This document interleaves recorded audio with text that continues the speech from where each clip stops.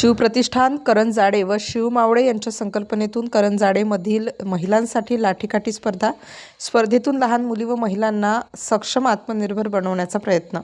या उपक्रमाचे सर्व स्तरातून कौतुक। शिवप्रतिष्ठान करंजाडे व शिव मावळे यांच्या संकल्पनेतून करंजाडेमधील महिलांसाठी लाठीकाठी स्पर्धा ठेवण्यात आली होती। या स्पर्धा मोठ्या आनंदमय वातावरणात संपन्न झाल्या। या कार्यक्रमाला मोठ्या प्रमाणात महिला आणि मुलींनी सहभाग घेतला होता। यावेळी शिवप्रतिष्ठान व शिव मावळे प्रतिष्ठान स्थापन करण्यामागील एकच हेतू आहे की समाजातील महिलांनी स्वतःचं रक्षण स्वतः कसं करावं हे यातून साध्य झालंय। या कार्यक्रमाला शिवप्रतिष्ठान अध्यक्ष सत्यजित पाटील, सुनील अंबावडे, संदीप पाटील, अविनाश ठोसर, राकेश कुसळे, सुरेश बारवे, अमर कुसळे, पवार सर, रोहन शिर्के, शंतनू कदम, दीपक चौधरी, आनंद पुजारी, अथर्व घाडगे, ओंकार आदी मान्यवर उपस्थित होते। यावेळेस सत्यजित पाटील यांनी सांगितले की करंजाडेमधील महिलांना लाठीकाठी प्रशिक्षण देऊन स्वतःच रक्षण करता येईल। तसेच जर कोणी महिलांसोबत असभ्य वर्तन करेल तर शिव मावळे त्याचा चौरंग करतील असे सांगत सत्यजित पाटील यांनी उपस्थित मार्गदर्शन केले।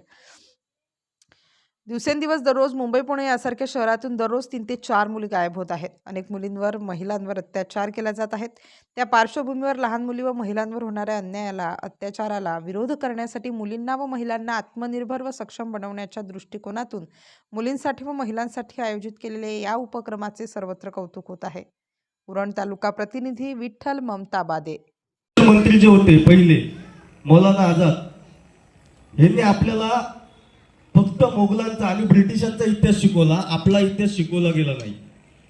म्हणून बाबरचा मुलगा हुमायूचा मुलगा अकबर एवढ्यातच आपण रमत गेलो, पण आपला इतिहास आपल्याला माहिती नाही पडला। आणि आज जर त्या नरसिंह भगवानाच्या अवताराच्या ज्या स्तंभाला, त्या मंदिराचे इथं तुम्हाला दर्शन घ्यायचं असेल, तो भारताची फाळणी व्हायच्या अगोदर सर्वात मोठा केंद्र होता। आज जर तुम्हाला तिथे जायचं असेल दर्शन घ्यायला, तुम्हाला विजा अप्लाय करायला लागेल।